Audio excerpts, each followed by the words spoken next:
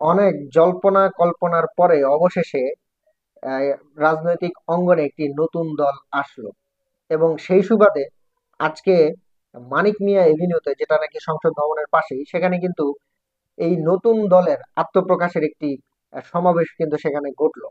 সেখানে সমন্বয়ক যারা ছিলেন, যারা এই নতুন রাজনৈতিক দলের সমন্বয়ক কিংবা এখানে পদে থাকবে, তারা কিন্তু সেখানে উপস্থিত ছিলেন। এবং এই মুহূর্তে সেখানে কিন্তু হাজারো মানুষের সেখানে কিন্তু এখন একটি সমাগম আছে। তবে সব থেকে গুরুত্বপূর্ণ বিষয়টি হচ্ছে, একটা শিক্ষিত সমাজের কাছে এখন রাজনৈতিক একটি দল আসতে যাচ্ছে বা রাজনীতি করতে যাচ্ছে। এখন কথা হচ্ছে, জনগণ এই দলটিকে কিরূপ ভাবে নিবে। বাংলাদেশের মানুষ কিন্তু বেশিরভাগই আওয়ামী লীগ বিএনপি এই দুইটা দলের মধ্যেই কিন্তু সীমাবদ্ধ। তারা আসলে এত বছর ধরে এই স্বাধীনতার 50 বছরেরও বেশি সময় ধরে কিন্তু তারা একই রাজনৈতিক প্রেক্ষাপটে বাংলাদেশের মধ্যে কিন্তু রাজনীতি করে এসছেন এবং ক্ষমতার আসনে কিন্তু বসে এসছেন। এখন যদি এই রাজনৈতিক দলের মাধ্যমে যদি ক্ষমতার একটি পরিবর্তন আসে, তাহলে এটা আমাদের দেশের জন্য খুবই ভালো বলে আমি মনে করি। এখন জনগণ আসলে এটাকে কি হিসাবে নিবে, সেটাই এখন দেখার বিষয়।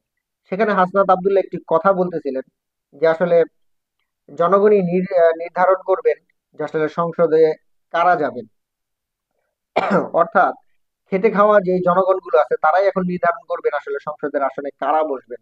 এই কথাটি হাসনাত আব্দুল্লাহ আসলে তার বক্তব্যের মধ্যে উল্লেখ করতেছিলেন।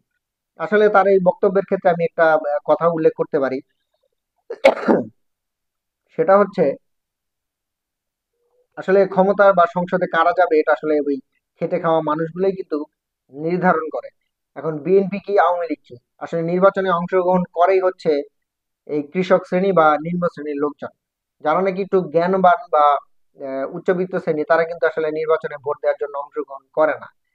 তো এই রাজনৈতিক দলগুলো, বাংলাদেশের যে দুইটা রাজনৈতিক দল আছে, এরা আসলে এই চতুর্থ শ্রেণীর লোকদেরকে হাতিয়ার হিসেবে ব্যবহার করে এবং নির্বাচনের সময় এদেরকে টাকা খাইয়ে ভোটগুলো কিন্তু মাথা মাথা পিছু কিন্তু কিনে নেয়। তো এভাবেই তারা কিন্তু এতদিন ধরে ক্ষমতায় এসে গেছেন এবং বাংলাদেশ কিন্তু পরিচালনা করে গিয়েছেন।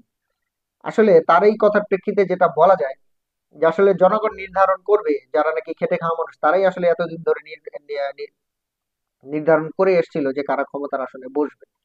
আসলে তাদের দিয়ে আসলে বেসিক্যালি খেটে খাওয়া মানুষদেরকে দিয়ে আসলে ক্ষমতার যেই ভার, এটা আসলে পুরোপুরি ভাবে কিন্তু কাম্য নয়। আমরা আশা করব যে আসলে এমন একটি শ্রেণী নির্বাচনে অংশগ্রহণ করুক, যাদেরকে নাকি সামাজিক ভাবে কিংবা রাষ্ট্রীয় ভাবে মূল্যায়ন করা হয়। এর মাধ্যমে যদি একটি নির্বাচন হয়, তাহলে আসলে বাংলাদেশের একটি যোগ্য সরকার গঠন করা সম্ভব। এখন আমরা যদি এই খেটে খাওয়া মানুষগুলো নিয়ে সবসময় যদি নির্বাচনে অংশগ্রহণ করি, তাহলে আসলে অযোগ্য সরকার সবসময় কিন্তু ক্ষমতার আসনে বসবে।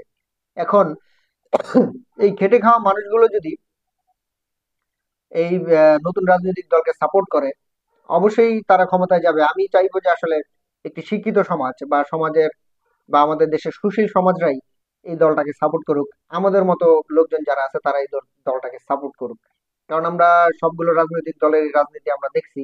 বাংলাদেশে আমরা চাচ্ছিলাম যে একটা নতুন একটা রাজনৈতিক দল আসুক এবং তারা ক্ষমতার আসনে বসুক। একটি নিরপেক্ষভাবে ক্ষমতার আসনে বসে সেখানে চাঁদাবাজি, সন্ত্রাসী বা অন্যান্য যে কার্যক্রমগুলো আছে, কুকর্মগুলো আছে, সেগুলো যাতে নিরাময় হয়। তো দোয়া রইলে আসলে নতুন দলের জন্য। শুভকামনা এই নতুন দলের জন্য।